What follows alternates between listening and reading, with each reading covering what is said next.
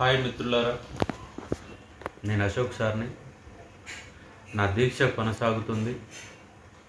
నా దీక్ష మొదలుపెట్టక ముందే నిన్న రాత్రి 12 గంటలకి పోలీసులు వచ్చి అమాత ఎత్తుకొని పోయి అబ్దుల్లాపూర్ మెట్ పోలీస్ స్టేషన్లో సాయంత్రం 8 గంటల వరకు నన్ను అక్కడనే బంధించడం జరిగింది. ఇప్పుడే ఒక 1 అవర్ ముందే నన్ను మళ్ళీ తీసుకొచ్చి నా ఇంట్లో అపార్ట్మెంట్లో మళ్ళీ వదిలిపెట్టడం జరిగింది. రాత్రి అపార్ట్మెంట్లో నైబర్స్కి ఇబ్బంది అవుతున్న ఉద్దేశంతో నా ఇన్స్టిట్యూట్లో కూర్చుంటే ఇన్స్టిట్యూట్లో నుంచే రాత్రి 12 గంటలకి అమాతం ఎత్తుకొని పోయారు. ఇది ఒక నిర్బంధ ప్రభుత్వం కొనసాగుతుంది. ఎందుకంటే దీక్ష మొదలుపెట్టక ముందే అరెస్ట్ లేదో అర్థం కాని ఒక పరిస్థితి. చెప్పేదేమో ప్రజాపాలన, కానీ కొనసాగేది నిర్బంధ పాలన. నిన్న గ్రూప్ 1 తీర్పు వచ్చింది. ప్రభుత్వానికి చెంపపెట్టులాగా మారింది.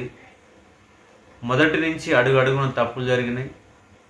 గ్రూప్ 1 ఫిలిమ్స్లో 14 క్వశ్చన్లు తప్పుపోయినాయి. జియో నెంబర్ 29, ఫిలిమ్స్కు కాల్ టికెట్, మెయిన్స్కు కాల్ టికెట్, పేపర్ వాల్యుయేషన్ సరిగ్గా జరగకపోవడం, ఒకే సెంటర్లకి 74 మంది సెలెక్ట్ కావడం, ఇలా అడుగడుగున ఉల్లంఘనలు జరిగినాయి. కాబట్టి జియో నెంబర్ 29 దృష్టిలో పెట్టుకొని 14 క్వశ్చన్లు తప్పుడు క్వశ్చన్ దృష్టిలో పెట్టుకొని సెకండ్ నోటిఫికేషన్లో కొత్త వారికి కేవలం పెరిగిన పోస్టులకు అవకాశం ఇవ్వాలా, మొత్తం పోస్టులకు అవకాశం ఇచ్చారు. ఇవన్నీ దృష్టిలో పెట్టుకొని గ్రూప్ 1 ఫిలిమ్స్ని మళ్ళీ మొదటి నుంచి ఫిలిమ్స్ దశ నుంచి మళ్ళీ నిర్వహించి తీరాల్సిందే. విద్యార్థుల యొక్క అందరి డిమాండు. దాంతోపాటుగా మొదటి సంవత్సరంలోనే 2 లక్షల ఉద్యోగాలు ఇస్తామని స్పష్టంగా ప్రకటన చేసింది ప్రభుత్వం.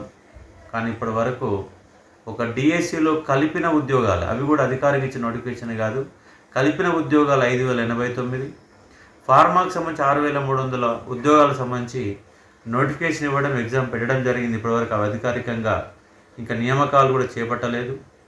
ఇవాళ పవర్ సెక్టర్లో 5368 ఉద్యోగాలకు సంబంధించి అంతా రెడీగా ఉంది. ఆర్థిక శాఖ ఆమోదం పొంది ఉంది. డిపార్ట్మెంట్కు చాలా అవసరాలు ఉన్నాయి, చాలా ఖాళీలు ఉన్నాయి. తక్షణమే పవర్ సెక్టర్ ఉద్యోగాల నోటిఫికేషన్ ఇవ్వడానికి ఎలాంటి ఆటంకాలు లేవు. పైగా పోలీస్ రిక్రూట్మెంటు 3.5 సంవత్సరాలు అవుతుంది. ఇంతవరకు మళ్ళీ కొత్త నోటిఫికేషన్ లేక జియో నెంబర్ 46తో గ్రామీణ ప్రాంత విద్యార్థులకు కూడా తీవ్ర అన్యాయం జరిగింది. జియో నెంబర్ 46 తొలగించి మళ్ళీ కొత్త నోటిఫికేషన్ 15 నుంచి 20 వేల ఉద్యోగాలతో కొత్త నోటిఫికేషన్ ఇవ్వాల్సిందే. అలాగే మీరు మెగా డిఎస్సి అని చెప్పారు, 5089 ఉద్యోగాలు కలిపారు. మీ లెక్క ప్రకారమైన 20,000 ఉద్యోగాలు ఖచ్చితంగా నింపాల్సిన అవసరం ఉంది. అలాగే పాత గ్రూప్ 1, గ్రూప్ 2, 3 సంబంధం లేకుండా కొత్త గ్రూప్ 1, 2, 3 నోటిఫికేషన్లు ఇవ్వాలని డిమాండ్ చేస్తూ ఉన్నాను. దాంతోపాటు డిప్యూటీ సర్వేలకు సంబంధించి 1000 పోస్టుల పైన ఖాళీలు ఉన్నాయి, అవన్నీ నింపాలా.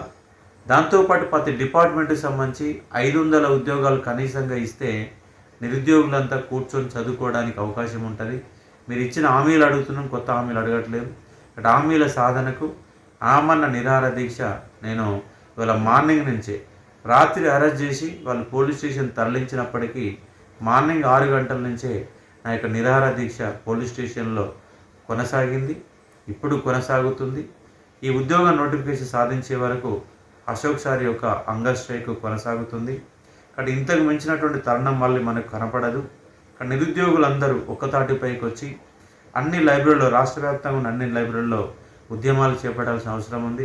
అలాగే దిల్సునగర్లో కూడా చాలామంది విద్యార్థులు ఇక్కడ చదువుకుంటున్నారు. ఇలాగే పుస్తకాలు పట్టుకొని చదువుకుంటూ ఎన్నోలైన నోటిఫికేషన్ ఇచ్చే పరిస్థితి ఈ కాంగ్రెస్ గవర్నమెంట్లో కనిపిస్తలేదు. కాబట్టి ఈ దీక్ష మీకోసమే, నిరుద్యోగుల కోసమే, నోటిఫికేషన్ల కోసమే చేస్తున్న అంశం మీకు తెలుసు. కాబట్టి మీరందరూ సమాయత్తమై నిరుద్యోగ ఉద్యమాన్ని బలంగా ఈ 10 రోజులలో నిర్మిస్తే ఈ కాంగ్రెస్ ప్రభుత్వానికి బుద్ధొచ్చి నోటిఫికేషన్లు ఇస్తుంది. దీని యొక్క ప్రభావం రేపు కంపల్సరీగా స్థానిక సంస్థల ఎన్నికలపైన పడుతుంది. కాబట్టి ప్రభుత్వం స్పందించడానికి అవకాశం ఉంది. ఇక్కడ అందరూ పుస్తకాలు పక్కన పెట్టి స్టడీ అండ్ స్ట్రగుల్ అనే పేరుతోని కంపల్సరీగా ప్రతి లైబ్రరీలో విద్యార్థులంతా కంపల్సరీ బయటికి రావాలా, వస్తేనే ఇది సాధ్యమవుతుంది. అంశాన్ని గుర్తుపెట్టుకోండి. ఇప్పుడు పొదటిసారి బాగా అలసిపోయినటువంటి సందర్భంలో ఈ లేట్ నైట్ మీకు వీడియోని అందజేస్తూ ఉన్నాను. కాబట్టి ఉద్యమాన్ని మొదలుపెట్టండి, అశోక్ సార్ మద్దతు నిలబడండి. నేను మీకోసమే ఆమరణ నిరాహార దీక్ష చేస్తున్నాను. దీంట్లో ఎలాంటి రాజకీయాలు కానీ ఏమీ కూడా లేకుండా ప్రతిపక్షాలన్నీ కలుపుకొని కాంగ్రెస్ ప్రభుత్వం యొక్క మెడలు వంచి ఉద్యోగాలు సాధించే లక్ష్యంతో మనం ముందుకు పోతూ ఉన్నాం. కాబట్టి మీరందరూ మద్దతుగా నిలబడాలి. ఉద్యమాన్ని ఉధృతం చేయాల్సిన అవసరం ఉంది. మరికొంత సమాచారంతో మళ్ళీ మీ ముందుకు వచ్చే ఒక ప్రయత్నం చేస్తాను. Thank you.